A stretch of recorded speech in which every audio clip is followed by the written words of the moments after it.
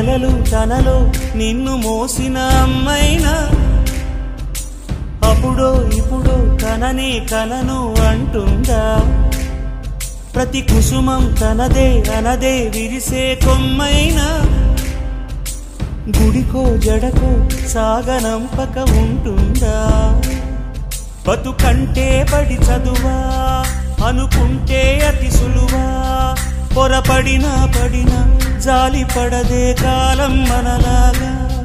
ఒక నిమిషం కూడా ఆగిపోదే నువ్వు వచ్చేదాకా